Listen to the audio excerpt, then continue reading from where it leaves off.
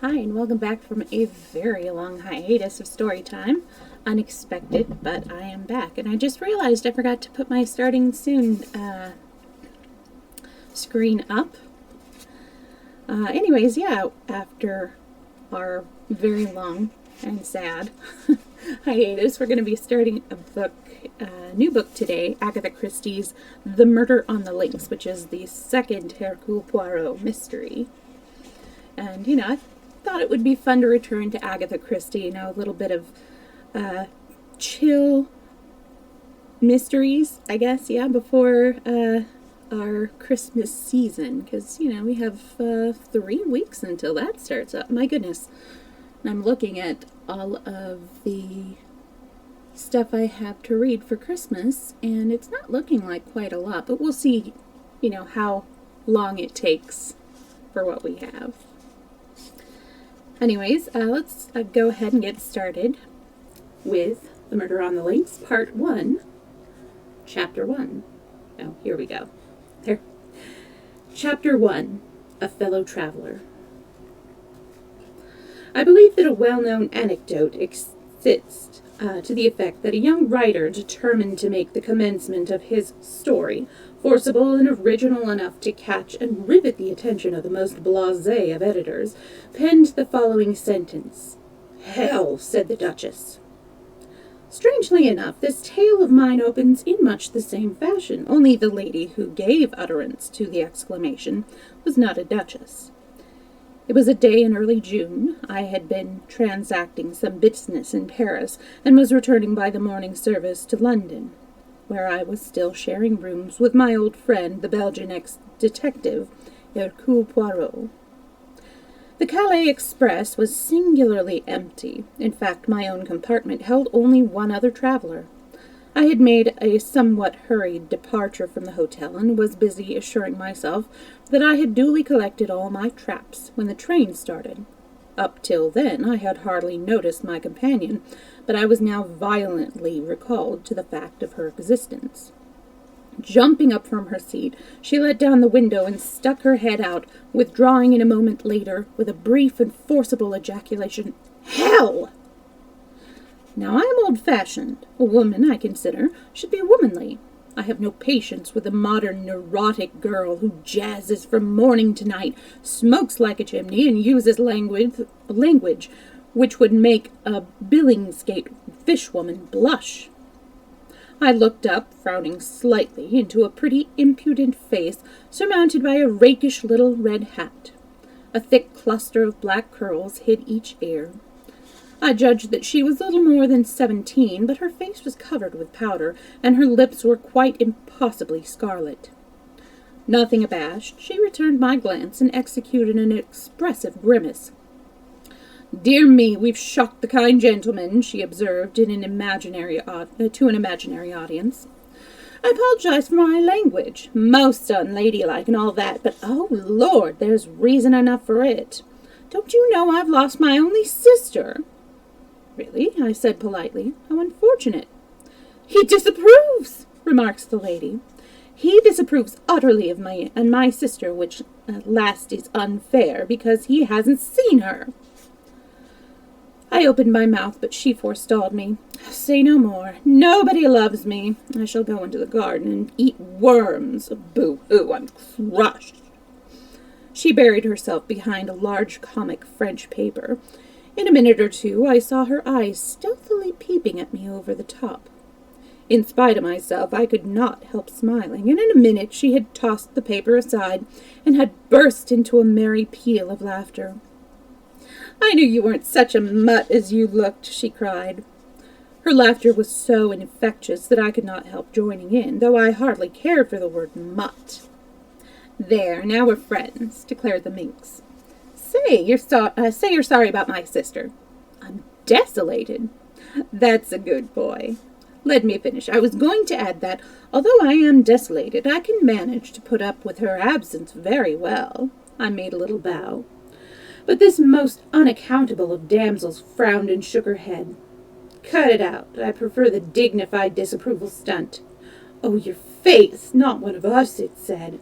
"And you were right there, though, mind you, it's pretty hard to tell nowadays. It's not everyone who can distinguish between a demi and a duchess.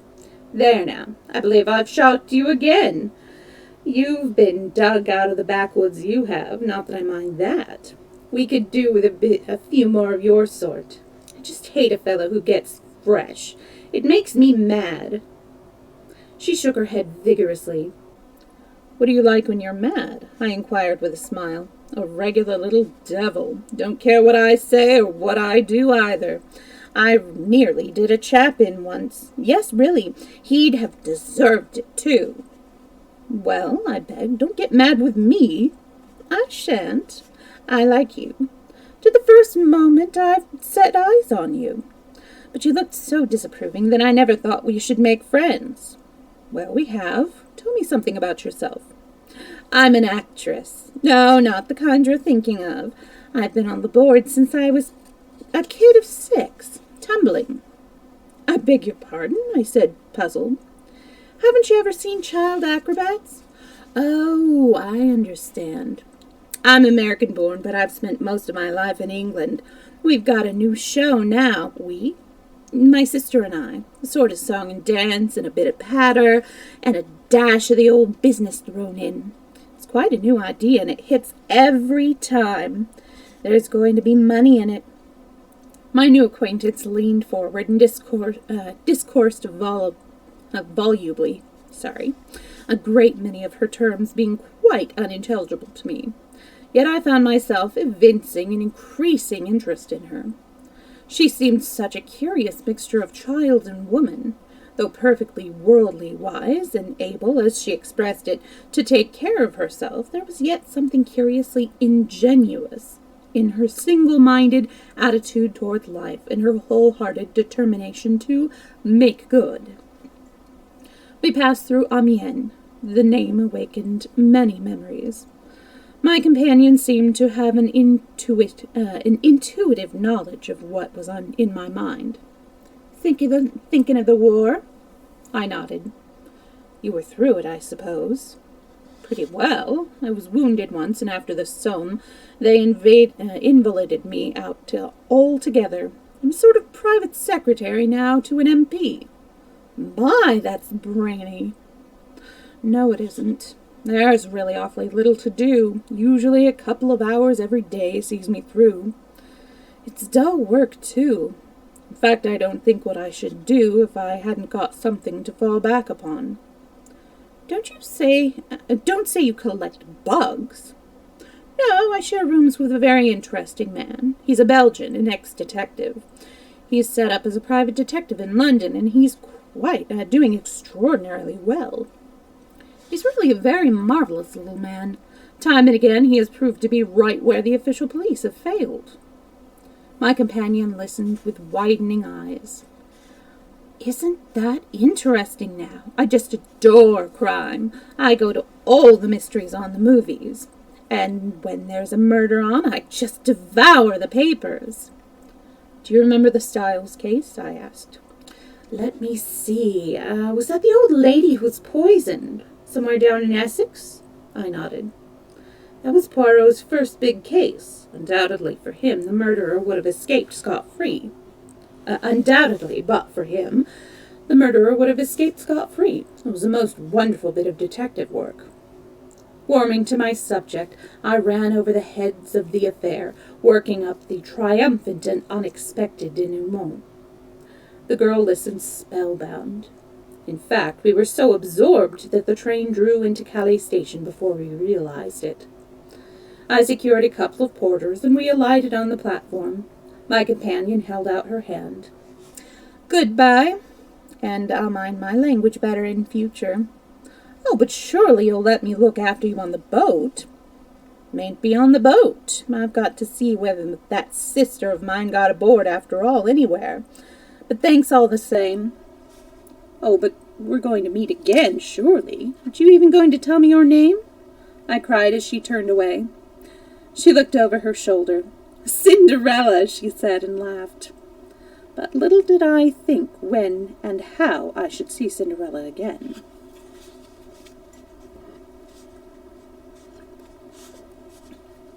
Chapter 2. An Appeal for Help.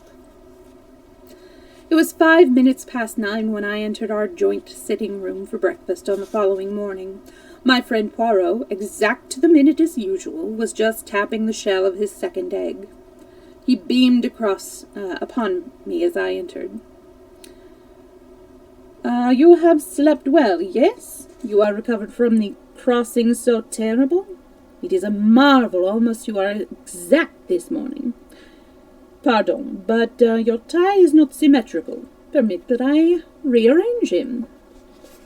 Elsewhere I have described Hercule Poirot, an extraordinary little man, height 5 feet 4 inches, egg-shaped head carried a little to one side, eyes that shone green when he was excited, stiff military mustache, air of dignity immense. He was neat and dandified in appearance. For neatness of any kind, he had an absolute passion. To see an ornament set crookedly, or a speck of dust, or a slight disarray in one's attire was torture to the little man until he could ease his feelings by remedying the matter. Order and method were his gods. He had a certain disdain for tangible evidence, such as footprints and cigarette ash, and would maintain that, taken by themselves, they would never enable a detective to solve a problem. Then he would tap his eggshell head with absurd complacency and remark with great satisfaction, "The true work, it is done from within, the little grey cells.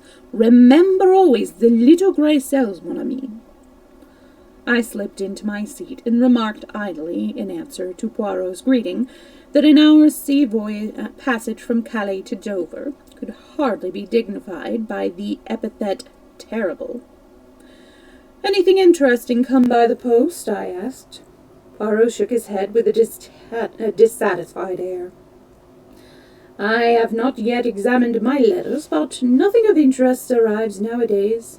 The great criminals, the criminals of method, they do not exist." He shook his head despondently, and I roared with laughter.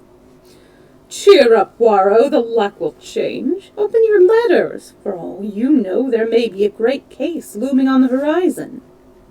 Poirot smiled, and taking up the neat little letter opener with which he opened his correspondence, he slit the tops of the several envelopes that lay by his plate. A bill, another bill. It is that I grow extravagant in my old age. Ha! Not from Jacques. Yes, I pricked up my ears. The Scotland Yard inspector had more than once introduced us to an interesting case. Oh, he merely thanks me, in his fashion, for a little point in the Aberystwyth case, on which I was able to set him right. I am delighted to have been of service to him." Poirot continued to read his correspondence placidly. "A suggestion that I should give a lecture to our local Boy Scouts.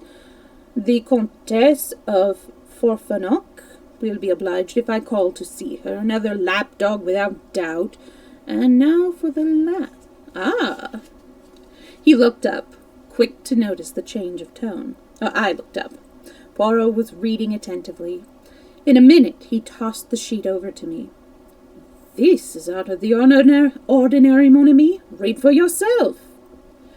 The letter was written on a foreign type of paper in a bold, characteristic hand. "Villa Genève, Merlinville-sur-Mer, France. Dear Sir, I am in need of the services of a detective, and, for reasons which I shall give you later, do not wish to call in the official police. I have heard of you from several quarters, and all reports go to show that you are not only a man of decided ability, but one who also knows how to be discreet. I do not wish to trust details to the post, but on account of a secret I possess, I go in daily fear of my life. I am convinced that the danger is imminent, and therefore I beg that you will lose no time in crossing to France. I will send a car to meet you at Calais, if you will wire me when you are arriving. I shall be obliged if you will drop all cases you have on hand and devote yourself solely to my interests. I am prepared to pay any compensation necessary. I shall probably need your services for a considerable period of time, as it may be necessary for you to go out to Santiago, where I spent several years of my life.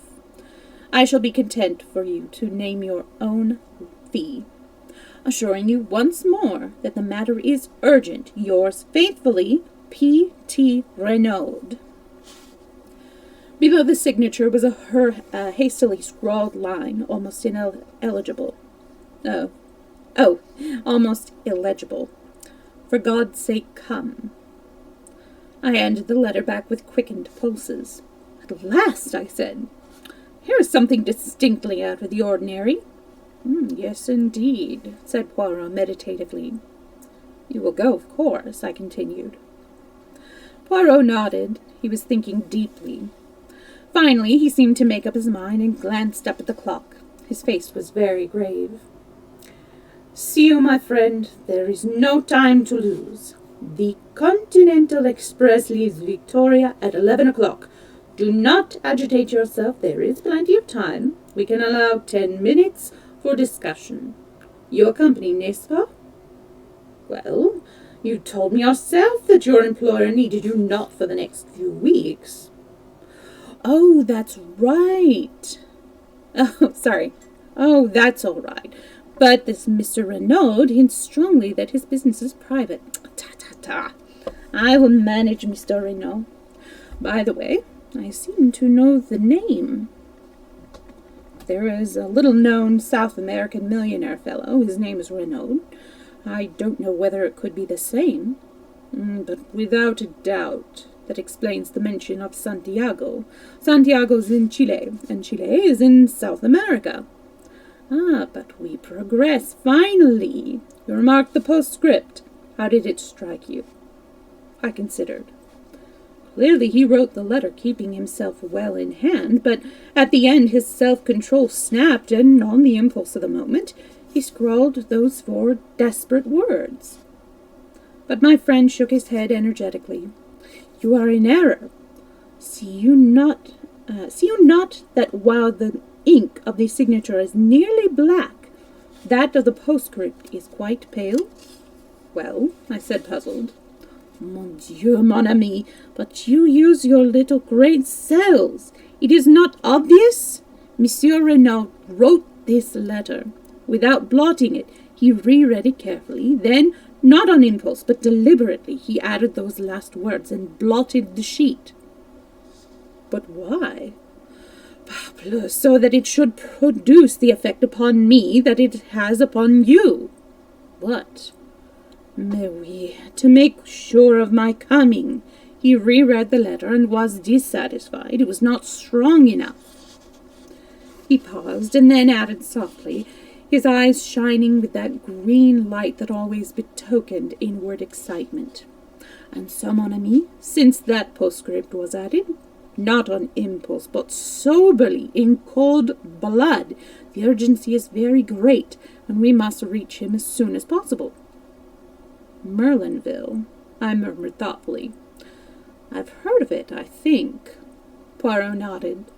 It is a quiet little place, but chic. It lies about midway between Boulogne and Calais. Monsieur Renaud has a house in England, I suppose. Yes, in Rutland Gate, as far as I remember. Also a big place in the country, somewhere in Hertfordshire. But I really know very little about him. He doesn't do much in a social way. I believe he has large South American interests in the city and has spent most of his life out in Chile and the Argentine. Well, we shall hear all the details from the man himself. Come, let us pack. Small suitcase each, and then a taxi to Victoria. 11 o'clock saw our departure from Victoria on our way to Dover. Before starting, Poirot had dispatched a telegram to Monsieur Renaud, giving the time of our arrival at Calais. I'm surprised you haven't invested in a few bottles of some seasick remedy, Poirot, I observed maliciously as I recalled our conversation at breakfast. My friend, who was anxiously scanning the weather, turned a reproachful face upon me. Is it that you have forgotten the method most excellent of Lavagrier? His system, I practice it always. One balances oneself, if you will remember, turning the head from left to right, breathing in and out, counting 6 between each breath. I demurred. You would be rather tired of balancing yourself and counting 6 by the time you get to Santiago, or Buenos Aires, or wherever it is you land. Quelle idée! You do not figure to yourself that I shall go to Santiago? Monsieur Renaud suggested in his letter. He did not know the methods of Hercule Poirot. I do not run to and fro, making journeys and agitating myself. My work is done from within, here. He tapped his forehead significantly. As usual, his remark roused my argumentative faculty. It's all very well, Poirot, but I think you are falling into a habit of despising certain things too much. A fingerprint has led sometimes to the arrest and conviction of a murderer, and has, without a doubt, hanged more than one innocent man, remarked Poirot dryly. But surely the study of fingerprints and footprints, cigarette ash, different kinds of mud, and other clues that comprise the minute observations of details, all these are of vital importance. Oh, but certainly I have never said otherwise. The trained observer, the expert, without doubt he is useful. But the others, the Hercule Poirots, they are above the experts. To them the experts bring the facts. Their business is the method of crime, its illogical deduction, the proper sequence and order of the facts, above all, the true psychology of the case. You have hunted the fox, yes? I have hunted a bit now and then, I said, rather bewildered by this abrupt change of subject. Why? Bien, this hunting of the fox, you need the dogs, no? Hounds, I correct you gently. Yes, of course. But yet, Poirot wagged his finger at me, you did not descend from your horse and run along the ground smelling with your nose and uttering loud "oh, wow, wow." In spite of myself, I laughed immoderately. Poirot nodded in a satisfied manner. So, you leave the work of the hounds to the hounds. Yet you demand that I, Poirot, should make myself ridiculous by lying low, possibly on damp grass, to study hypothetical footprints, and should scoop up cigarette ash when I do not know one kind from the other. Remember the Plymouth Express mystery. The good Jap deports, Jap being the name of the guy. Oh, hello, Wholesome. How are you doing? I'm so good to see you. Let's see. The good Jap departed to make a survey of the railway line. When he returned, I, without having moved from my apartments, was able to tell him exactly what he had found. So you are of the opinion that Jap wasted its time? Not at all, since his evidence confirmed my theory. But I should have wasted my time if I had gone. It is the same with so-called experts. Remember the handwriting testimony in the Cavendish case. One counsel's questioning brings out testimony as to the resemblances. The defense brings evidence to show dissimilarity. All the language is very technical, and the result? What we all knew in the first place. The writing was very like that of John Cavendish, and the psychological mind is faced with the question, why? Because it was actually his? Or because someone wished us to think it was his? I answered that question, mon ami, and answered it correctly. Oh, okay. I think it might have happened like right before I lost internet when you changed names. Oh, I'm going to take the moment to open my energy drink with the silver and blue can. Oh, thank you so much for the sub, Mr. Brightside. So good to see you. So good to be back. And thank you for hanging out with me. I've just missed like a chapter and a half. That's it. But yeah, it has been a while. So yeah, I'm gonna go ahead and get back to the back to the story. And we'll chat some more between chapters. And Poirot, having effectually silenced, if not convinced me, leaned back with a satisfied air. On the boat I knew better than to disturb my friend's solitude. The weather was gorgeous, and the sea as smooth as the proverbial mill pond. So I was hardly surprised when a smiling Poirot joined me on disembarking at Calais. A disappointment was in store for us, as no car had been sent to meet us, but Poirot put this down to his telegram having been delayed in transit. "We will hire a car," he said cheerfully, and a few minutes later saw us creaking and jolting along in the most ramshackle of automobiles that ever plied for hire in the direction of Merlinville. My spirits were at their highest, but my little friend was observing me gravely. "You are what the Scotch people call fey, Hastings. It presages disaster." "Nonsense. At any rate, you do not share my feelings." "No, but I am afraid." "Afraid of what?" "I do not know, but I have a premonition. Je ne sais quoi." He spoke so gravely that I was impressed in spite of myself. "I have a feeling," he said slowly, "that this is going to be a big affair, a long, troublesome problem that will not be easy to work out." I would have questioned him further, but we were just coming into the little town at Merlinville, and we slowed up to inquire the way to the Villa Geneve. "Straight on, monsieur, through the town. The Villa Geneve is about half a mile the other way. You cannot miss it. A big villa overlooking the sea." We thanked our informant and drove on, leaving the town behind. A fork in the road brought us to a second halt.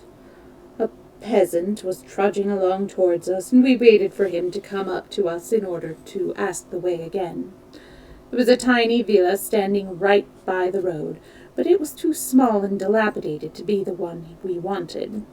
As we waited, the gate of it swung open and a girl came out.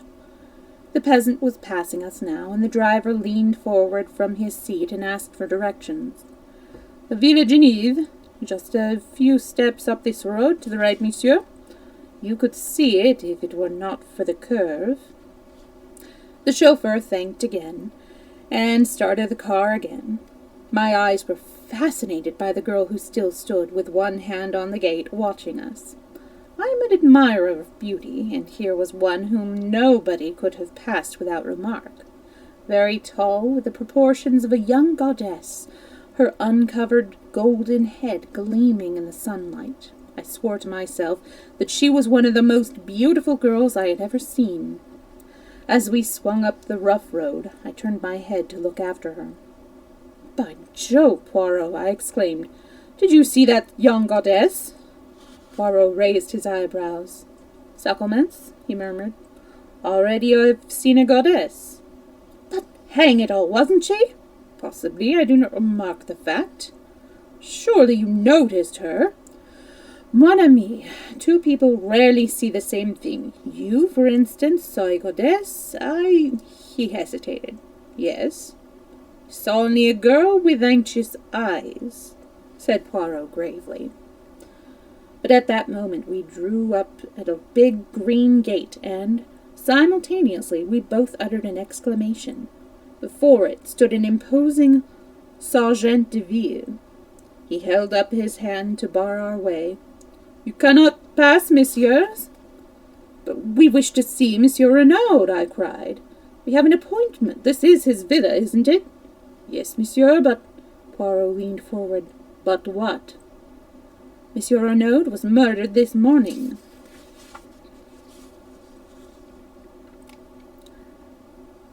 Just gonna show Meowing Maestro really quick. I just realized, Mr. Brightside, that you now get to use, let's see, which one is it? The Lurking Maestro. I think it's the Lurking Maestro. It's the tier 3. That's so exciting.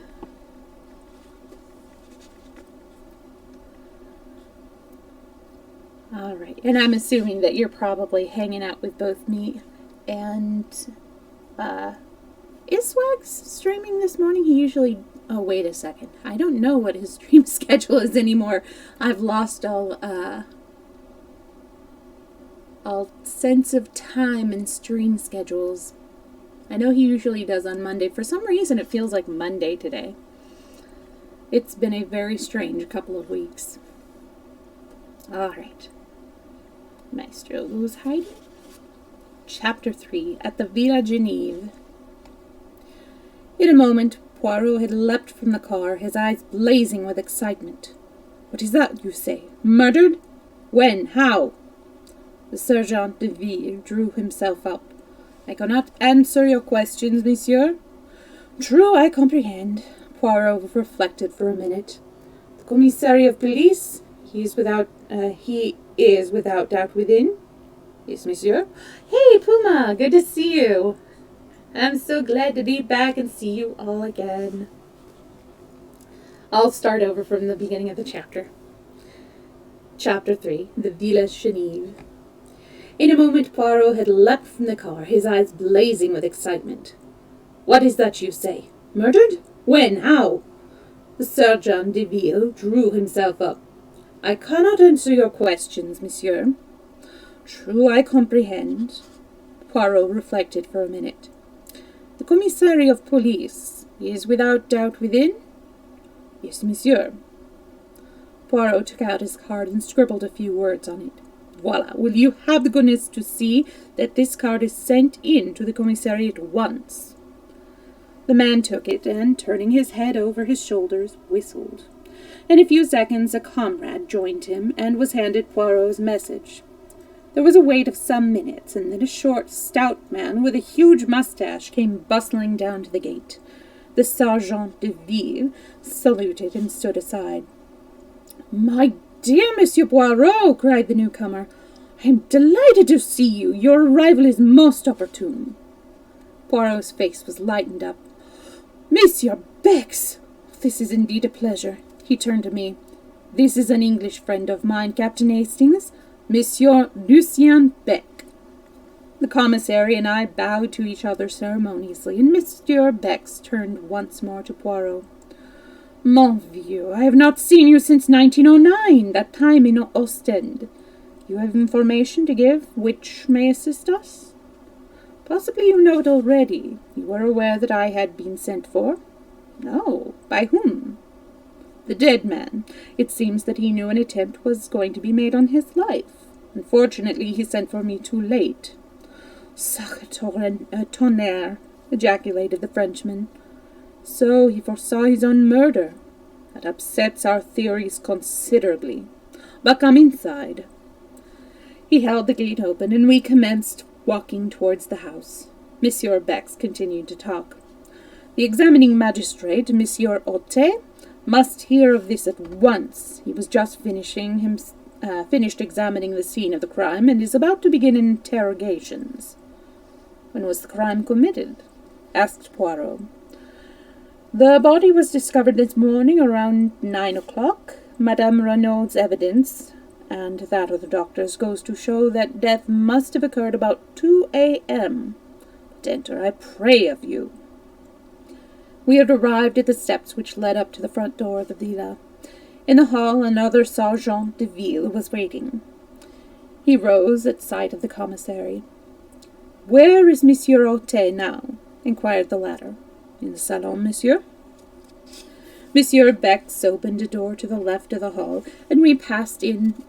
Monsieur Otte and his clerk were sitting at a round table. They looked up as we entered. The commissary introduced us and explained our presence. Monsieur Otte, the juge d'instruction, was a tall, gaunt man with piercing dark eyes and a neatly cut grey beard, which he had a habit of caressing as he talked. Standing by the mantelpiece was an elderly man with slightly stooping shoulders, who was introduced to us as Dr. Durand. "Most extraordinary," remarked Monsieur Rotet, as the commissary finished speaking. "You have the letter here, monsieur?" Poirot handed it to him, and the magistrate read it. He speaks of a secret. What a pity he was not more explicit. We are much indebted to you, Monsieur Poirot. I hope you will do us the honour of assisting us in our investigations. Or are you obliged to return to London? Monsieur le Juge, I propose to remain. I did not arrive in time to prevent my client's death, but I feel myself bound in honour to discover the assassin. The magistrate bowed. These sentiments do you honour. Also, without doubt, Madame Renaud will wish to retain your services.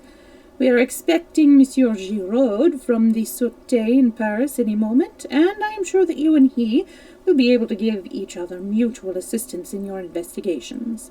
In the meantime, I hope that you will do me the honour to be present in my interrogations, and I need hardly say that there is any assistance you require. It is at your disposal.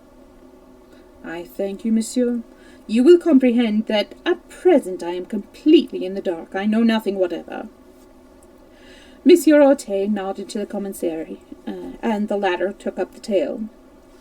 This morning, the old servant Françoise, on descending to start her work, Françoise, found the front door ajar. Feeling a momentary alarm as to burglars, she looked into the dining room, but seeing the silver was safe, she thought no more about it, concluding that her master had, without doubt, risen early and gone for a stroll. Pardon, monsieur, for interrupting, but was it a common practice of his? No, it was not, but old Françoise has the common idea as regards the English, that they are mad and liable to do the most unaccountable things at any moment. Going to call her mistress as usual, a young lady, Leonie, was horrified to discover her gagged and bound, and almost at the same moment news was brought that Monsieur Renaud's body had been discovered, stone dead, stabbed in the back. Where? That is one of the most extraordinary features of the case. Monsieur Poirot, the body was lying face downwards, in an open grave. What? Yes, the pit was freshly dug, just a few yards outside the boundary of the villa grounds. And it has been dead how long? Dr. Durand answered this. I examined the body this morning at 10 o'clock. Death must have taken place at least 7, and possibly 10 hours previously. That fixes it between midnight and 3 a.m. Exactly, and Monsieur Renaud's evidence takes it at after 2 a.m., which narrows the field still. Mrs. Renaud's evidence places it at after 2 a.m., which narrows the field still further. Death must have been instantaneous, and naturally could not have been self-inflicted. Poirot nodded, and the commissary resumed. Madame Renaud was hastily freed from the cords that bound her by the horrified servants. She was in a terrible condition of weakness, almost unconscious from the pain of her bonds. It appears that 2 masked men entered the bedroom, gagged and bound her, while forcibly abducting her husband. This we know at second hand from the servants. On hearing the tragic news, she fell at once into an alarming state of agitation. On arrival, Dr. Durand immediately prescribed a sedative, and we have not yet been able to question her. But without doubt she will awake more calm and be equal to bearing the strains of the interrogation. The commissary paused. And the inmates of the house, monsieur? There is old Françoise, the housekeeper. She lives for many years with the former owner of the Villa Genève. Then there are 2 young girls, sisters, Denise and Léonie Houlard. Their home is in Merlinville, and they come of most respectable parents. Then there is the chauffeur whom Monsieur Renaud brought over from England with him, but he is away on a holiday. Finally, there are Madame Renaud and her son, Monsieur Jacques Renaud. He, too, is away from home at present. Poirot bowed his head. Monsieur Orte spoke. Marchand. The sergeant de ville appeared. Bring in the woman Françoise. The man saluted and disappeared. In a moment or two he returned, escorting the frightened Françoise. Your name is Françoise Arichette? Yes, monsieur. You have been a long time in service at the Villa Genève. 11 years with Madame le Vicomtesse. Then, when she sold the villa this spring, I consented to remain on with the English milord. Never did I imagine. The magistrate cut her short. Without doubt. Now, Françoise, in this matter of the front door, whose business was it to fasten it at night? Mine, monsieur. Always I saw to it myself. And last night? I fastened it as usual. But you are sure of that? I swear it by the blessed saints, monsieur. What time would that be? The same time as usual, 10:30, monsieur. What about the rest of the household? Had they gone up to bed? Madame had retired some time before. Denis and Leonie went up with me. Monsieur was still in his study. Then if anyone unfastened the door afterwards, it must have been Monsieur Renaud himself. Françoise shrugged her broad shoulders. What should he do that for? With robbers and assassins passing every minute? A nice idea. Monsieur was not an imbecile. It is not as though he had to let the lady out. The magistrate interrupted sharply. The lady? What lady do you mean? The lady who came to see him. Had a lady been to see him this evening? Yes, monsieur, and many other evenings as well. Who was she? Do you know her name? The rather cunning look spread over the woman's face. How should I know who it was? She grumbled. I did not let her in last night. Aha! Roared the examining magistrate, bringing his hand down with a bang on the table. You would trifle with the police, would you? I demand that you tell me at once the name of this woman who came to visit Monsieur Renaud in the evenings. The police, grumbled Françoise. Never did I think that I should be mixed up with the police, but I know well enough who she was. It was Madame d'Aubriol.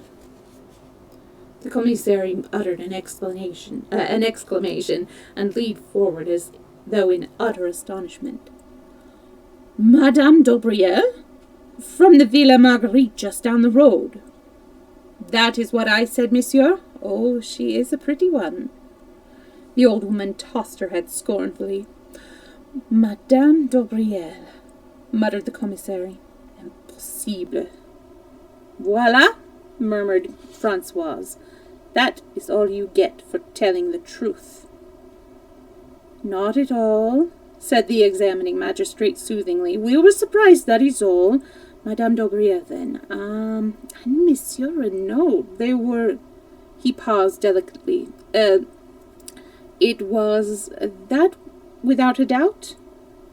How should I know? But what will you? Monsieur, he was Milord Anglaise, très riche, and Madame d'Aubriol, she was poor, that one, and très chic for all that she lived so quietly with her daughter. Not a doubt of it. She has had her history. She is no longer young, but, ma foi, I who speak to you have seen the men's heads turn after her as she goes down the street. Besides, lately she has had more money to spend. All the town knows it.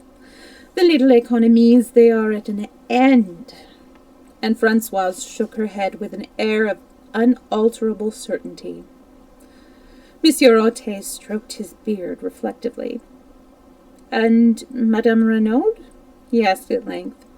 How did she take this friendship? Françoise shrugged her shoulders.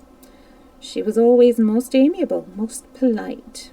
One would say that she suspected nothing, but all the same it is not so. The heart suffers, monsieur. Day by day I have watched Madame grow paler and thinner. She was not the same woman who arrived here a month ago. Monsieur, too, has changed. He also has had his worries. One could see that he was on the brink of a crisis of the nerves. And who would wonder, with an affair conducted in such a fashion? No reticence, no discretion. Style anglais, without doubt. I bounded indignantly in my seat, but the examining magistrate was continuing his questions, undistracted by side issues. You say that Monsieur Renaud had not let Madame d'Aubriel out? Had she left then? Yes, monsieur.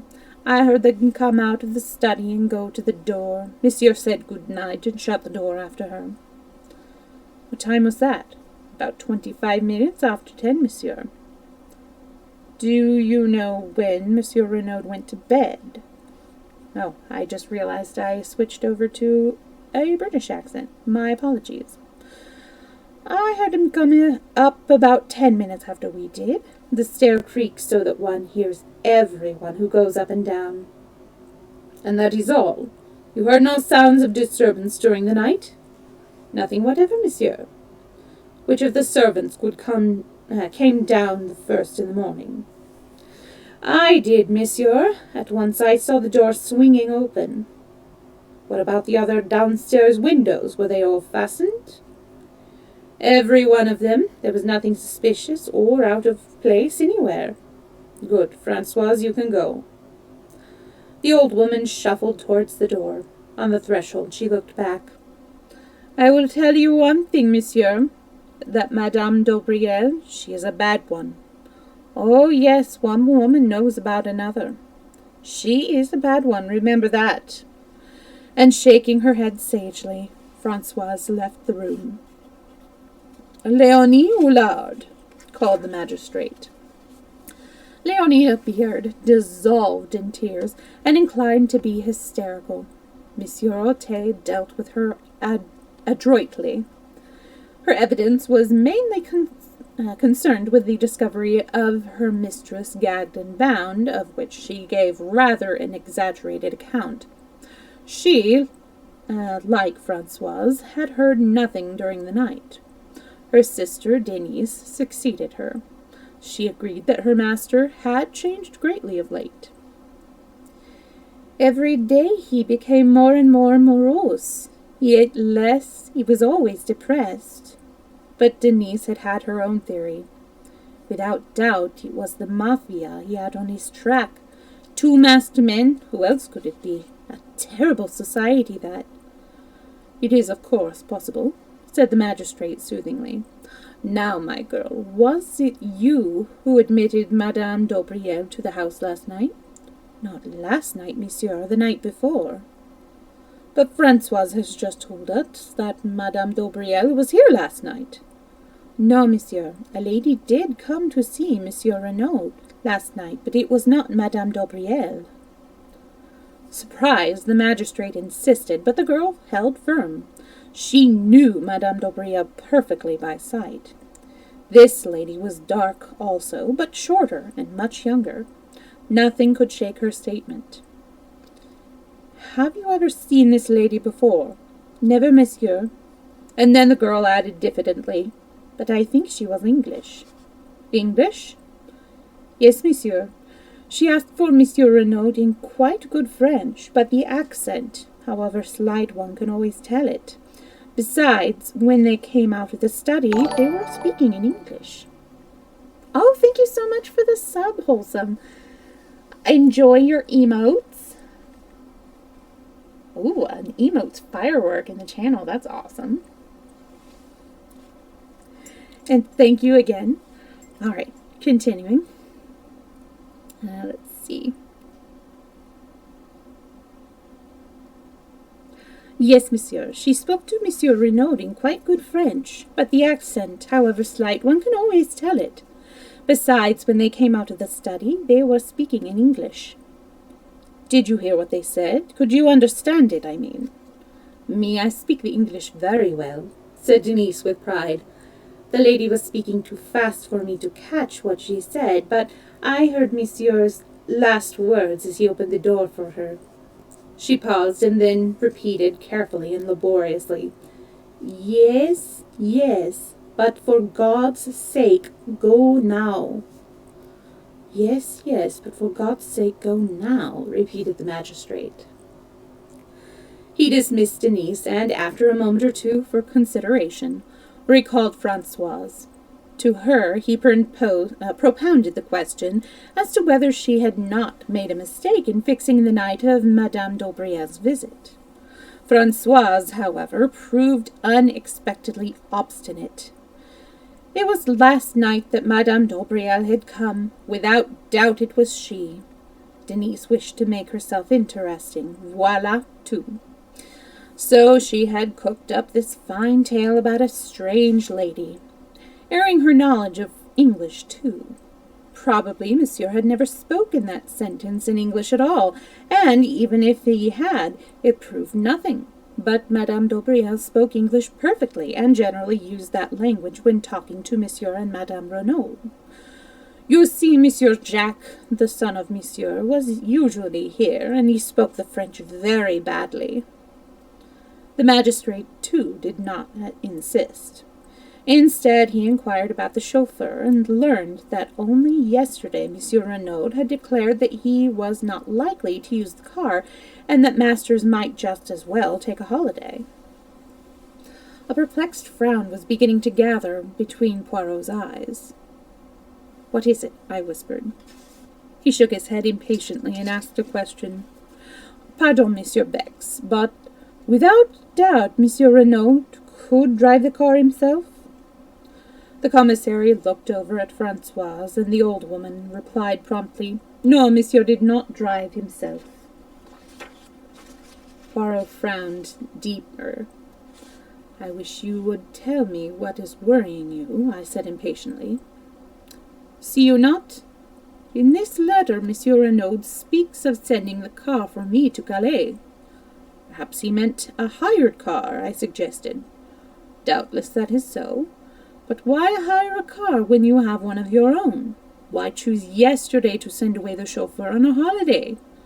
Suddenly, at a moment's notice.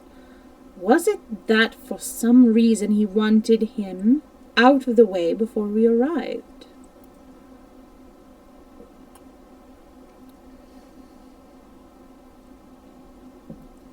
Chapter 4. The letter signed Bella.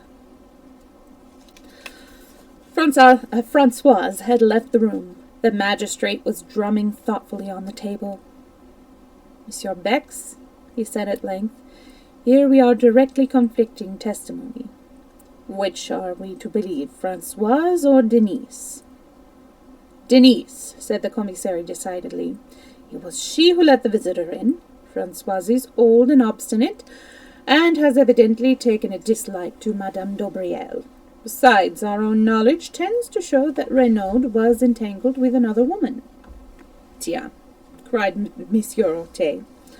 "We have forgotten to inform Monsieur Poirot of that." He searched among the papers on the table, and finally handed the one he was in search of to my friend. "This letter from Monsieur Poirot we found in the pocket of the dead man's overcoat." Poirot took it and unfolded it. It was somewhat worn and crumpled, and was written in English in a rather unformed hand. "My dearest one, why have you not written for so long? You do love me still, don't you? Your letters lately have been so different, cold and strange, and now this long silence makes me afraid. If you were to stop loving me, but that's impossible. What a silly kid I am, always imagining things. But if you did stop loving me, I don't know what I should do.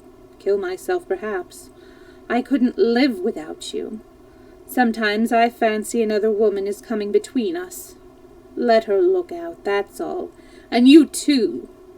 I'd as soon kill you as let her have you. I mean it. But there, I'm writing high-flown nonsense. You love me, and I love you. Yes, love you, love you, love you.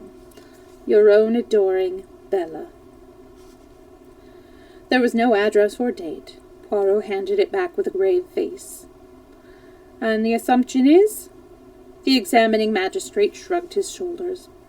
Obviously, Monsieur Renaud was entangled with this Englishwoman, Bella. He comes over here, meets Madame d'Aubriel, and starts an intrigue with her. He goes off to the other, and she instantly suspects something. This letter contains a distinct threat. Monsieur Poirot, at first sight, the case seemed simplicity itself. Jealousy. The fact that Monsieur Renaud was stabbed in the back seemed to point distinctly to its being a woman's crime. Poirot nodded. Stab in the back, yes. But not the grave. That was laborious work. Hard work. No woman dug that grave, monsieur. That was a man's doing. The commissary exclaimed excitedly, Yes, you were right. We did not think of that. As I said, continued Monsieur Rotet, at first sight the case seemed simple, but the masked man and the letter you received from Monsieur Renaud complicate matters. Here we seem to have an entirely different set of circumstances, with no relationship between the two. As regards the letter written to yourself, do you think it is possible that it referred in any way to this Bella and her threats? Poirot shook his head. Hardly. A man like Monsieur Renaud would have led an adventurous life in out-of-the-way places, would not be likely to ask for protection against a woman. The examining magistrate nodded his head emphatically. My view exactly. Then we must look for the explanation of the letter. Santiago, finished the commissary, I shall cable without delay to the police in that city, requesting full details of the murdered man's life out there, his love affairs, his business transactions, his friendships, and any enmities he may have incurred. It will be strange if, after all, we do not hold a clue to this mysterious murder. The commissary looked around for approval. Excellent, said Poirot appreciatively. You have found no other letters from this Bella among Monsieur Renaud's effects? Asked Poirot. No, of course one of our first proceedings was to search through his private papers in the study. We found nothing of interest, however. All seemed square and above board. The only thing at all out of the ordinary was his will. Here it is. Poirot ran through the document. So, a legacy of £1,000 to Monsieur Stornor. Who is he, by the way? Monsieur Renaud's secretary. He remained in England, but was over here once or twice for a weekend. And everything he left unconditionally to his beloved wife, Eloise. Simply drawn up, but perfectly legal, witnessed by the two servants, Denis and Francoise. Nothing so very unusual about that. He handed it back. Perhaps, began Bex, you did not notice the date? Twinkled Poirot, but yes, I noticed it. A fortnight ago. Possibly it marks his first intimation of danger. Many rich men die interstated between though never considering the likelihood of their demise. But it is dangerous to draw conclusions prematurely. It points, however, to this having a real liking and fondness for his wife, in spite of his enormous amorous intrigues. Yes, said Monsieur Rotet doubtfully. It is possibly a little unfair on his son, since it leaves him entirely dependent on his mother. If she were to marry again, and her second husband obtained an ascendancy over her, this boy might never touch a penny of his father's money. Poirot shrugged his shoulders. Man is a vain animal. Monsieur Renaud figured to himself, without doubt, that his widow would never marry again. As to the son, it may have been a wise precaution to leave the money in his mother's hands. The sons of rich men are proverbially wild. It may be as you say. Now, Monsieur Poirot, you would without doubt like to visit the scene of the crime. I'm sorry that the body has been removed, but of course photographs have been taken from every conceivable angle, and I will be at your disposal as soon as they are available. I thank you, monsieur, for all your courtesy. The commissary rose. Come with me, messieurs. He opened the door and bowed ceremoniously to Poirot to precede him. Poirot, with equal politeness, drew back and bowed to the commissary. Monsieur. Monsieur. At last they got into the hall. That room there, it is the study, yeah? Asked Poirot suddenly, nodding towards the door opposite. Yes, would you like to see it? He threw open the door as he spoke, and we entered. The room which Monsieur Renaud had chosen for his own particular use was small, but furnished with great taste and comfort. A business-like drawing desk with many pigeonholes stood in the window. 2 large leather-covered armchairs faced the fireplace, and between them was a round table covered with the latest books and magazines. Poirot stood a moment taking in the room. Then he stepped forward, passing his hand lightly over the backs of the leather chairs, picked up a magazine from the table, and drew a finger gingerly over the surface of the oak sideboard. His face expressed complete approval. "No dust?" I asked with a smile. He beamed on me, appreciative of my knowledge of his peculiarities. "Not a particle, mon ami, and for once, perhaps, it is a pity." His sharp, bird-like eyes darted here and there. "Ah," he remarked suddenly, with an intonation of relief, hearthrug is crooked," and he bent down to straighten it. Suddenly he uttered an exclamation and rose. In his hand he held a small fragment of pink paper. "In France, as in England," he remarked, "the domestics omit to sweep under the mats." Bex took the fragment from him, and I came close to examine it. "You recognize it, eh, Hastings?" I shook my head, puzzled, and yet that particular shade of pink paper was very familiar. The commissary's mental processes were quicker than mine. "Fragment of a cheque," he exclaimed. The piece of paper was roughly about 2 inches square. On it was written in ink the word Duveen. "Bien," said Bex. "This cheque was payable to, or drawn by, someone named Duveen." "The former, I fancy," said Poirot, "for if I am not mistaken, the handwriting is that of Monsieur Renaud."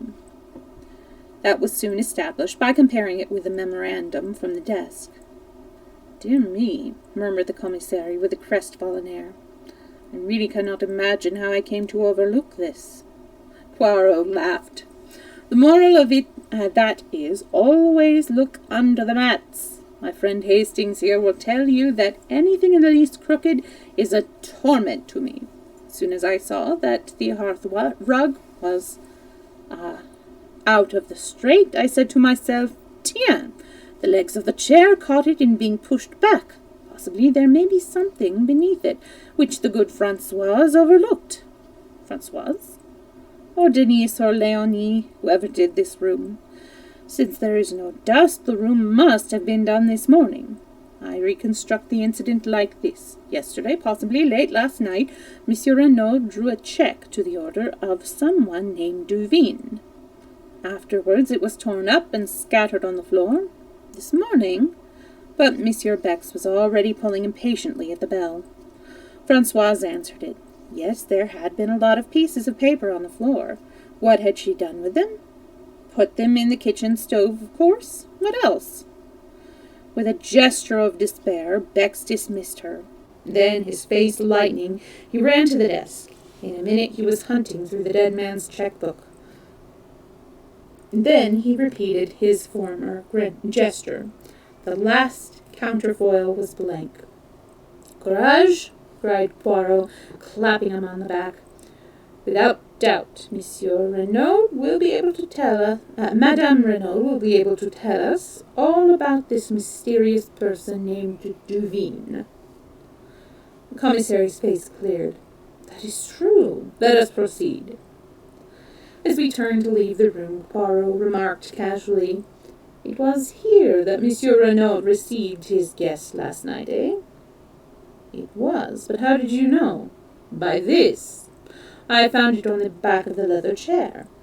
And he held up between his finger and thumb a long black hair, a woman's hair. Monsieur Bex took us out by the back of the house to where there was a small shed leaning against the house. He produced a key from his pocket and unlocked it. "The body is here. We moved it from the scene of the crime just before you arrived, as the photographers had done with it." He opened the door and we passed in. The murdered man lay on the ground with a sheet over him. Monsieur Bex dexterously whipped off the covering. Renaud was a man of medium height, slender and lithe in figure. He looked about 50 years of age, and his dark hair was plentifully streaked with gray. He was clean-shaven, with a long, thin nose and eyes set rather close together, and his skin was deeply bronzed, as that of a man who had spent most of his life beneath tropical skies. His lips were drawn back from his teeth, and an expression of absolute amazement and terror had stamped on the livid features. "One can see by his face that he was stabbed in the back," remarked Poirot. Very gently he turned the dead man over. There, between the shoulder blades, staining the light fawn overcoat, was a round dark patch. In the middle of it there was a slit in the cloth. Poirot examined it narrowly. "Have you any idea with what weapon the crime was committed?" "It was left in the wound." The commissary reached down a large glass jar. In it was a small object that looked to me more like a paper knife than anything else. It had a black handle and a narrow, shining blade. The whole thing was not more than 10 inches long. Poirot tested the discolored point gingerly with his fingertips. "Ma foi, but it is sharp. A nice, easy little tool for murder." "Unfortunately, we could find no trace of fingerprints on it," remarked Bex regretfully. "The murderer must have worn gloves." "Of course he did," said Poirot contemptuously. "Even in Santiago they know enough for that. The veriest amateur of an English mise knows it. Thanks to the publicity, the Bertillon system has been given in the press. All the same, it interests me very much that there were no fingerprints. It is so amazingly simple to leave the fingerprints of someone else, and then the police are happy." He shook his head. "I very much fear our criminal is not a man of method. Either that, or he was pressed for time, but we shall see." He let the body fall back into its original position. "He wore only underclothes under his overcoat, I see," he remarked. "Yes, the examining magistrate thinks that is rather a curious point." At this minute there was a tap on the door, which Bex had closed after him. He strode forward and opened it. Françoise was there. She endeavored to peep in with a ghoulish curiosity. "Well, what is it?" demanded Bex impatiently. "Madame, she sends a message that she is much recovered and is quite ready to receive the examining magistrate." "Good," said Monsieur Bex briskly. "Tell Monsieur Otte and say that we will come at once." Poirot lingered a moment, looking back towards the body. I thought for a moment that he was going to apostrophize it, to declare aloud his determination never to rest till he had discovered the murderer. But when he spoke, it was tamely and awkwardly, and his comment was ludicrously inappropriate to the solemnity of the moment. "He wore his overcoat very long," he said constrainedly.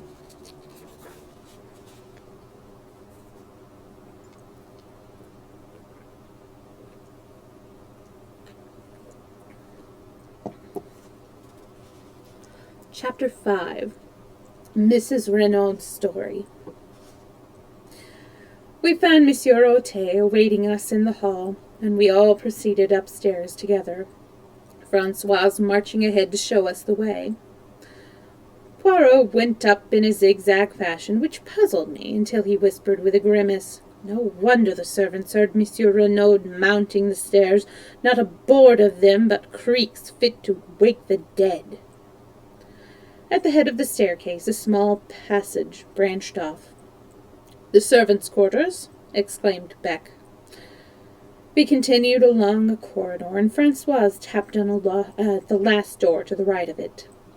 A faint voice bade us enter, and we passed into a large, sunny apartment looking out towards the sea, which showed blue and sparkling about a quarter of a mile distant. On a couch, propped up with cushions and attended by Dr. Durand, lay a tall, striking-looking woman. She was middle-aged, and her once dark hair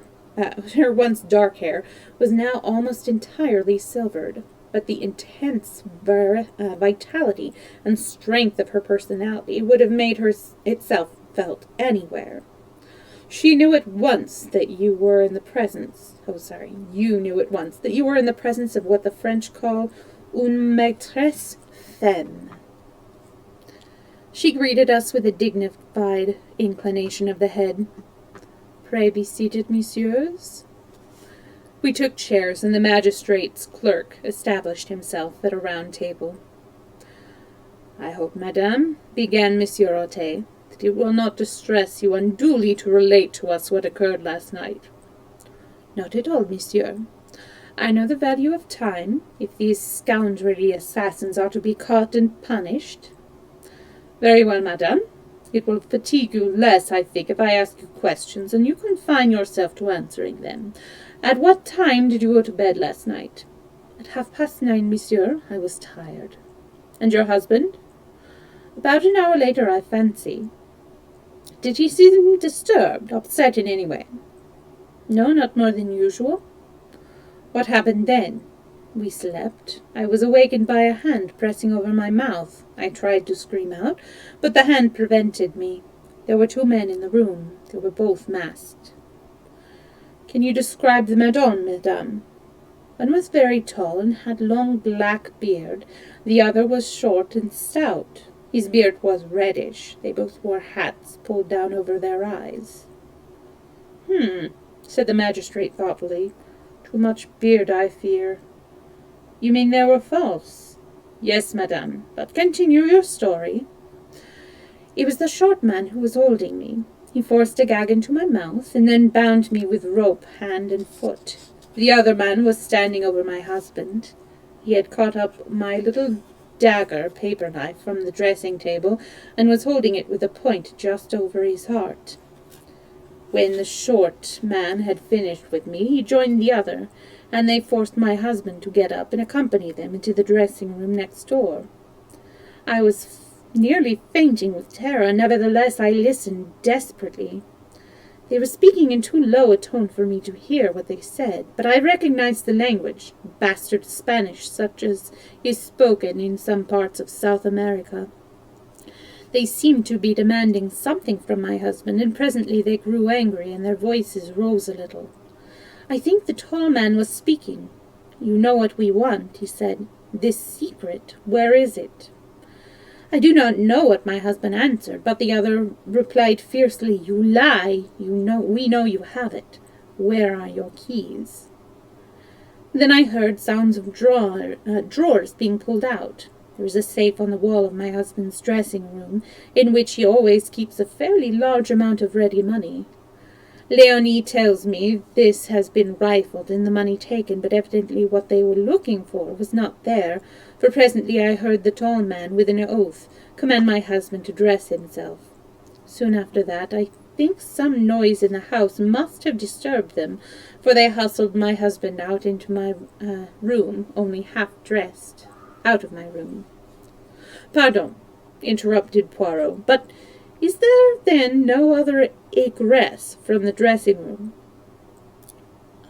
"Oh, hello, Corral. Yes, I do." "I do. And so do you, I see. Or you unlive.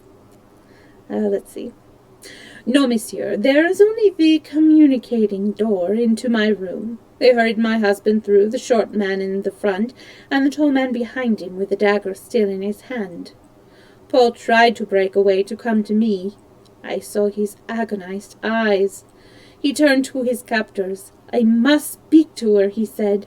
Then, coming to the side of the bed, It is all right, Eloise, he said. Do not be afraid. I shall return before morning.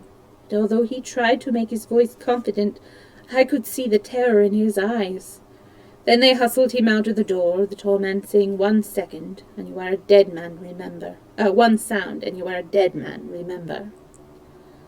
After that, continued Madame Renaud, I must have fainted. I think the next thing I recollect is Leonie rubbing my wrists and giving me brandy. Madame Renaud, said the magistrate, had you any idea what it was for which the assassins were searching? None whatever, monsieur. Had you any knowledge that your husband feared something? Yes, I had seen the change in him. How long ago was that? Mrs. Renaud reflected. 10 days, perhaps. Not longer. Possibly I only noticed it then. Did you question your husband at all as to the cause? Once, but he put me off evasively. Nevertheless, I was convinced that he was suffering some terrible anxiety. However, since he evidently wished to conceal the fact from me, I tried to pretend that I had noticed nothing. Were you aware that he had called in the services of a detective? A detective? Exclaimed Mrs. Renaud, very much surprised. Yes, this gentleman, Monsieur Hercule Poirot. Poirot bowed. He arrived today in response to a summons from your husband. And taking the letter written by Monsieur Renaud from his pocket, he handed it to the lady. She read it with apparently genuine astonishment. I had no idea of this. Evidently he was fully cognizant of the danger. Now, madame, I will beg of you to be frank with me. Is there any incident in your husband's past life in South America which might throw light on this murder? Mrs. Renaud reflected deeply, but at last shook her head. I can think of none. Certainly my husband had many enemies, people he had got the better of in some way or another, but I can think of no one distinctive case. I do not think there is no such incident, only that I am not aware of it. The examining magistrate stroked his beard disconsolately. And you can fix the time of this outrage? Yes, I distinctly remember hearing the clock on the mantelpiece strike 2. She nodded towards an 8-day travelling clock in a leather case which stood in the center of the chimney-piece. My dad had one of those. Poirot rose from his seat, scrutinized the clock carefully, and nodded satisfied. And here, too, examined Monsieur Bex, is a wristwatch knocked off the dressing table by the assassins, without doubt, and smashed to atoms. Little did they know they would testify against them. Gently he picked away the fragments of broken glass. Suddenly his face changed to one of utter stupefaction. Mon Dieu! He ejaculated. What is it? The hands of the watch point at 7 o'clock. What? Cried the examining magistrate, astonished. But Poirot, deft as ever, took the broken trinket from the startled commissary and held it to his ear. Then he smiled. The glass is broken, yes, but the watch itself is still going. The explanation of the mystery was greeted with a relieved smile, but the magistrate bethought him of another point.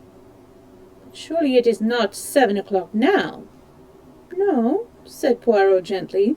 It is a few minutes after 5. Possibly the watch gains. Is that so, madame? Mrs. Renaud was frowning perplexedly. It does gain, she admitted, but I've never known it to gain quite so much as that. With a gesture of impatience, the magistrate left the matter of the watch and proceeded with his interrogatory.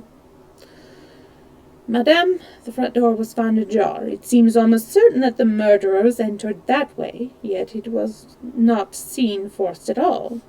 Can you suggest any explanation? Possibly my husband went out for a stroll the last thing, and forgot to latch it when he came in. Is that a likely thing to happen? Very. My husband was the most absent-minded of men. There was a slight frown on her brow as she spoke, as though this trait in the dead man's character had at times vexed her. There is one inference I think we might draw, remarked the commissary suddenly. Since the men insisted on Monsieur Renaud dressing himself, it looks as though the place they were taking him to, the place where the secret was concealed, lay some distance away. The magistrate nodded. Yes, far and yet not far, since he spoke of being back by morning. What time does the last train leave the station of Merlinville? Asked Poirot. 11:50 one way and 12:17 the other, but it is more probable that they had a motor waiting. Of course, agreed Poirot, looking somewhat crestfallen. Indeed, that might be one way of tracing them, continued the magistrate, brightening. A motor containing 2 foreigners is quite likely to have been noticed. That is an excellent point, Monsieur Bex. He smiled to himself, and then, becoming grave once more, he said to Mrs. Renaud, There is another question. Do you know anyone of the name of Duveen? Duveen, Mrs. Renaud repeated thoughtfully. No, not for a moment I cannot say I do. You have never heard your husband mention anyone of that name? Never. You, do you know anyone whose Christian name is Bella? He watched Mrs. Renaud narrowly as he spoke, speaking to surprise any signs of anger or consciousness, but she merely shook her head in quite a natural manner. He continued his questions. Are you aware that your husband had a visitor last night? Now he saw the red mount slightly in her cheeks, but she replied composedly, No, who was that? Lady. Indeed? But for the moment the magistrate was contented to say no more. It seemed unlikely that Madame d'Aubriel had any connection with the crime, and he was anxious not to upset Mrs. Renaud more than necessary. He made a sign to the commissary, and the latter replied with a glass jar he had seen in the outhouse in his hand. From this he took the dagger. Madame, he said gently, do you recognize this? She gave a little cry. Yes, that is my little dagger. Then she saw the stained point, and she drew back, her eyes widening with horror. Is that blood? Yes, madame. Your husband was killed with this weapon. He removed it hastily from sight. You are quite sure about it being the one that was on your dressing table last night? Oh, yes, it was a present from my son. He was in the Air Force during the war. He gave his age as older than it was. There was a touch of the proud mother in her voice. This was made from a streamline airplane wire and was given to me by my son as a souvenir of the war. I see, madame. That brings us to another matter. Your son, where is he now? It is necessary that he should be telegraphed to without delay. Oh, Jack? He's on his way to Buenos Aires. What? Yes, my husband telegraphed to him yesterday. He had sent him on business to Paris, but yesterday he discovered that it would be necessary for him to proceed without delay to South America. There was a boat leaving Cherbourg for Buenos Aires last night, and he wired him to catch it. Have you any knowledge of what the business in Buenos Aires was? No, monsieur, I know nothing of its nature. But Buenos Aires is not my son's final destination. He was going overland from there to Santiago. And in unison the magistrate and the commissary exclaimed, Santiago! Again Santiago! It was at this moment, when we were all stunned by the mention of that word, that Poirot approached Mrs. Renaud. He had been standing by the window like a man lost in a dream, and I doubt if he had fully taken in what had passed. He paused by the lady's side with a bow. Pardon, madame, but may I examine your wrists? Though slightly surprised at the request, Mrs. Renaud held them out to him. Round each of them was a cruel red mark, that the cords had bitten into the flesh.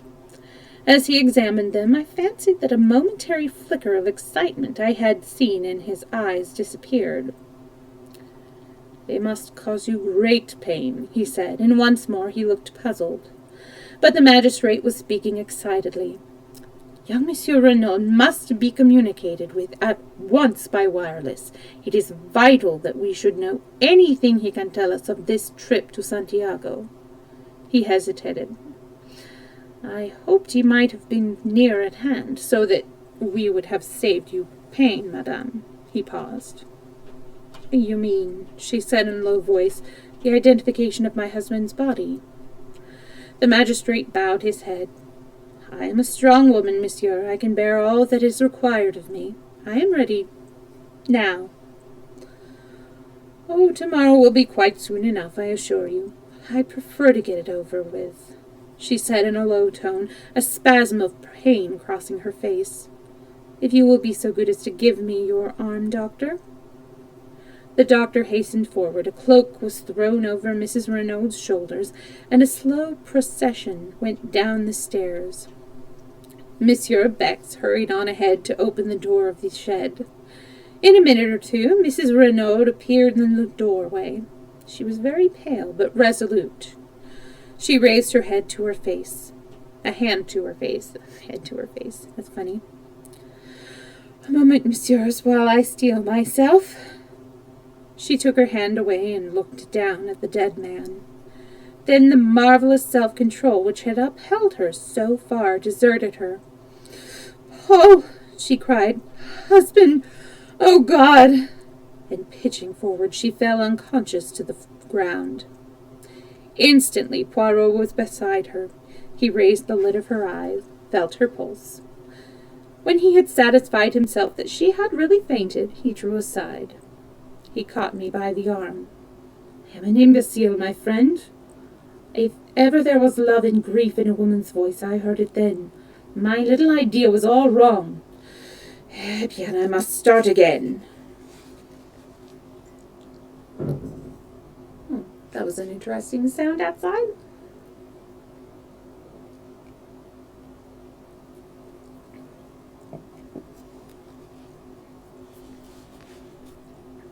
Chapter 6. The Scene of the Crime.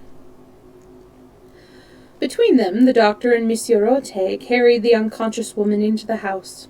The commissary looked after them, shaking his head. "Pauvre femme," he murmured to himself. "The shock was too much for her. Well, we can do nothing. Now, Monsieur Poirot, shall we visit the place where the crime was committed?" "If you please, Monsieur Bex." We passed through the house and out by the front door. Poirot had looked up the staircase in passing, and shook his head in a dissatisfied manner. "It is to me incredible that the servants heard nothing. The creaking of that staircase, with 3 people descending it, would awaken the dead." "It was the middle of the night, remember. They were sound asleep by then." But Poirot continued to shake his head as though not fully accepting the explanation. On the sweep of the drive he paused, looking up at the house. What moved them in the first place to try if the front door were open? It was a most unlikely thing that it should be. It was far more probable that they should at once try to force a window.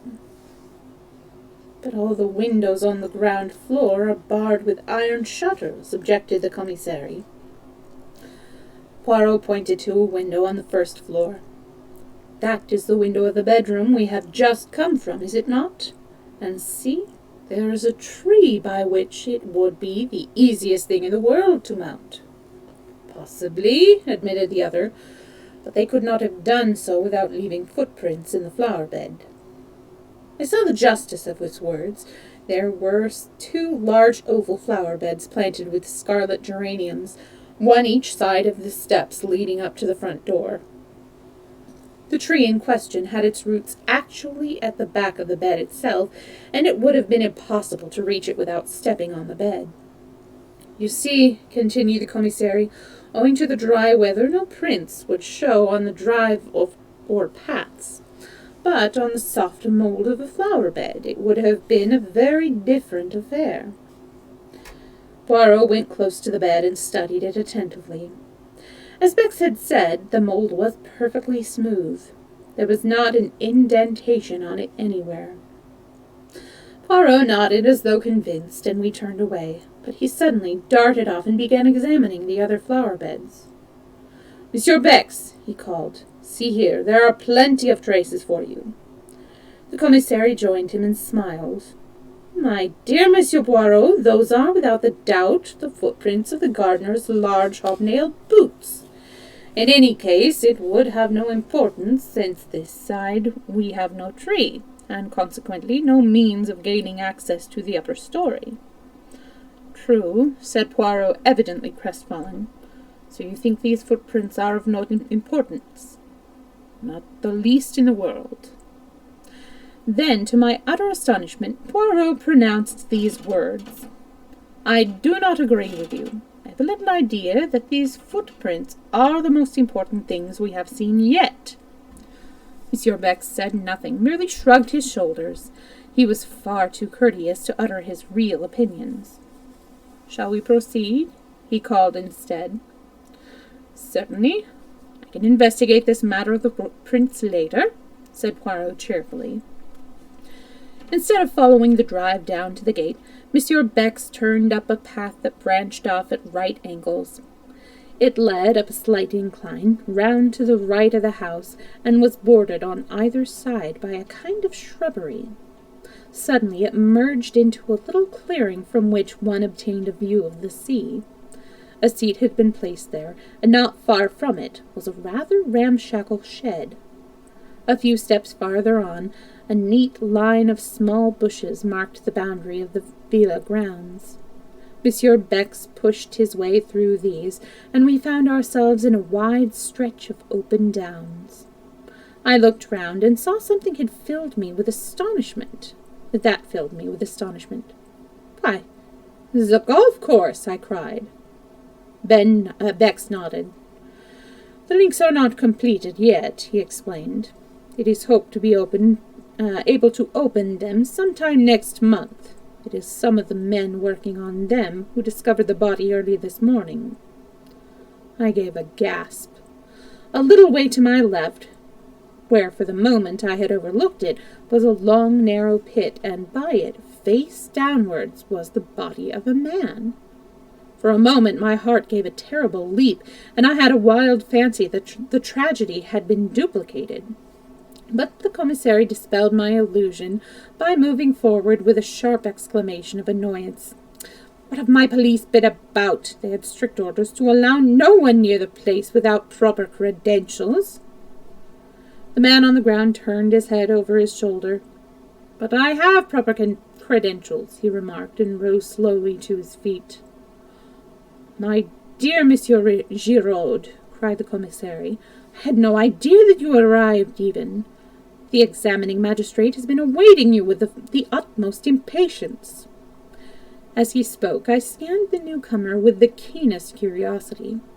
The famous detective of the Paris Sûreté was familiar to me by name, and I was extremely interested to see him in the flesh.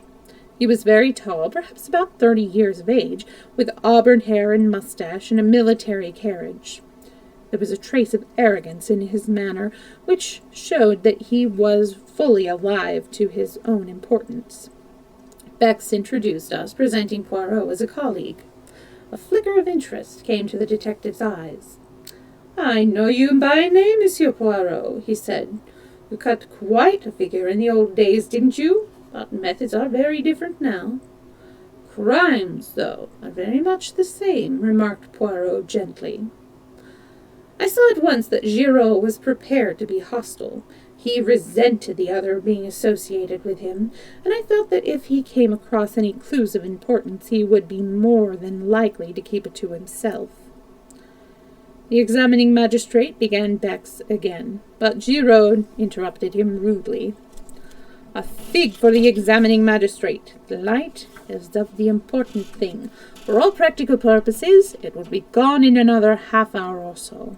I know all about the case, and the people at the house will do very well until tomorrow, but we are going to find a clue to the murders.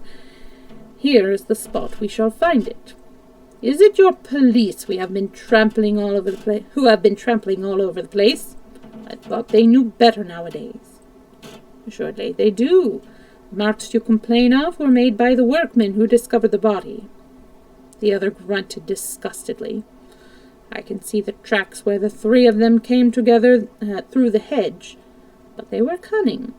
You can just recognize the center footmarks as those of Monsieur Renaud, but those on either side have been carefully obliterated. Not that there would really be much to see anyway on this hard ground, but they weren't taking any chances. The external sign, said Poirot. That is what you seek, eh? The other detective stared. Of course. A very faint smile came to Poirot's lips. He seemed about to speak, but checked himself. He bent himself down to where a spade was lying. That's where the grave was dug, what the grave was dug with, right enough, said Giraud. But you'll get nothing from it. It was Renaud's own spade, and the man who used it wore gloves. Here they are. He had gesticulated with his foot to where two soil-stained gloves were lying. And they're Renaud's, too, or at least his gardener's. I tell you, the men who carried out this crime were taking no chances. The man was stabbed with his own dagger, and would have been buried with his own spade. They counted on leaving no traces. But I'll beat them. There's always something, and I mean to find it. But Poirot was now apparently interested in something else. A short, discolored piece of lead piping, which lay beside the spade. He touched it delicately with his finger. "And so this, too, belonged to the murdered man?" he asked, and I thought I detected a subtle flavor of irony in the question.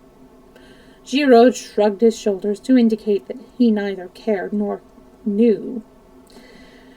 "May have been lying around here for weeks. Anyway, it doesn't interest me." "I, on the contrary, find it very interesting," said Poirot sweetly. I guessed that he was merely bent on annoying the Paris detective, and if so, he succeeded. The other turned away rudely, remarking that he had no time to waste, and bending down, he resumed his minute search of the ground. Meanwhile, Poirot, as though struck by a sudden idea, stepped back over the boundary and tried the door of the little shed. "That's locked," said Giraud over his shoulder. "But it's only a place where the gardener keeps his rubbish. Spade didn't come from there, but from the tool shed up by the house." "Marvelous," murmured Monsieur Bex ecstatically to me. "He has been here half an hour, and he already knows everything. What a man! Undoubtedly, Giraud is the greatest detective alive today." Although I disliked the detective heartily, I nevertheless was secretly impressed. Efficiency seemed to radiate from the man. I could not help feeling that, so far, Poirot had not greatly distinguished himself, and it vexed me. He seemed to be directing his attention to all sorts of silly, puerile points that had nothing to do with the case. Indeed, at this juncture, he suddenly asked, "Monsieur Bex, tell me, I pray you, the meaning of this whitewashed line that extends all through the grave? It is a device of the police?" "No, Monsieur Poirot, it is an affair of the golf course. It shows that there is here to be a bunker, as you call it. A bunker." Poirot turned to me. "It is the irregular hole filled with sand and a bank at one side, is it not?" I concurred. "Monsieur Renaud, without doubt he played the golf?" "Yes, he was a keen golfer. It's mainly owing to him and to his large subscriptions that this work is being carried forward. And he even had a say in the designing of it." Poirot nodded thoughtfully. Then he remarked, "It is not a very good choice they made of a spot to bury the body. The men began to dig up the ground, all would have been discovered." Exactly, said Giraud triumphantly. And that proves that they were strangers to the place. It is an excellent piece of indirect evidence. Yes, said Poirot doubtfully.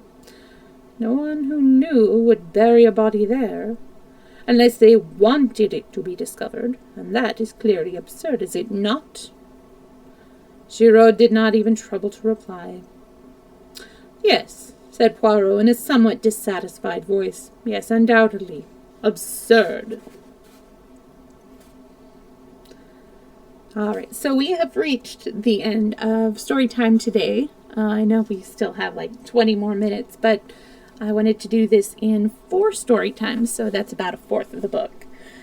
I was thinking of doing a game stream after this, but I'm not really sure what to play. Oh, let me get Maestro up there again. So let me see what we have.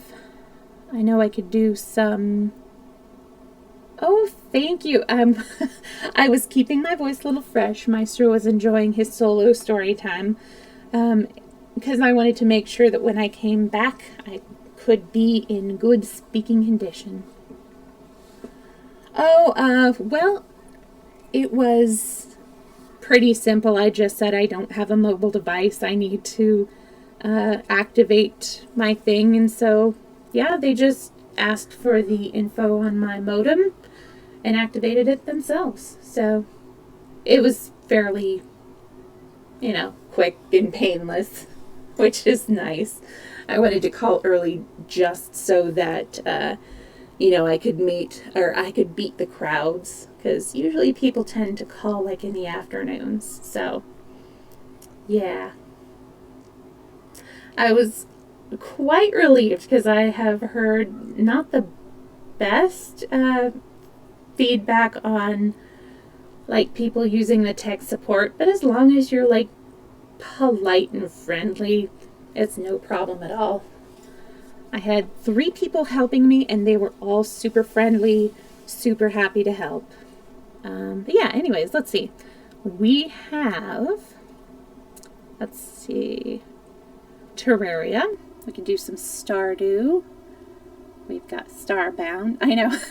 Well, when you call up the automated thing says, what can I help you with? And so I was saying, I'm trying to activate my internet, but I don't have a mobile device. And so they connected me to mobile device help. So the guy who answered that, he's like, oh, they connected you with mobile device. Let me send you to house internet. And so then he sent me there. And we were in the middle of... Yes, I'm so glad I'm back too. Thank you. I missed you guys so much. But yeah, the second guy was in the middle of setting things up for me, and we somehow got disconnected. So then I called back and I got a third person, and she finished things up. And then the second guy called back and he's like, I'm so sorry, my internet dropped. And he wanted to call back and make sure that everything got set up. And so it was really nice.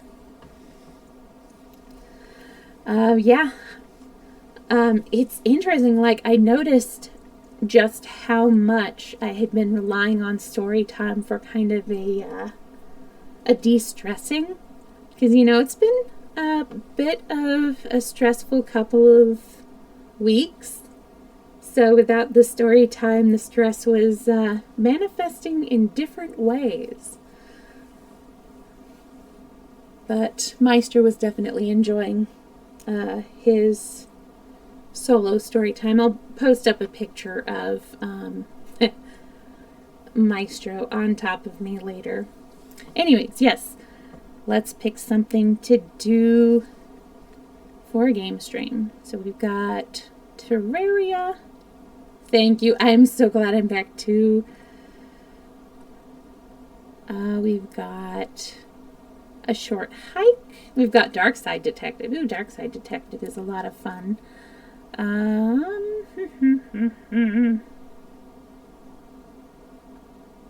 Oh, that's right. I still need to figure out, because this past Sunday was when I was going to do the celebratory stream, and now I'm going to be working every Sunday, so yeah, I've got to talk to Swags and figure out when we're going to do that. Oh, we could do Quest of Dungeons, Dark Side Detective, Terraria. There are the many room games, Demon Crawl. Demon Crawl would probably be boring to watch me play. Or we could do some puzzles. Let's do Dark Side Detective. Alright, so I'm going to end the stream here and then take a small break. I'll come back with Dark Side Detective. I'll let you know in chat when I am back. And then you can refresh. If you don't stick around, thank you so much for hanging out with me. I really appreciate it. I miss you guys. And if you do stick around, I will see you in a few. All right. See you in a moment. Bye.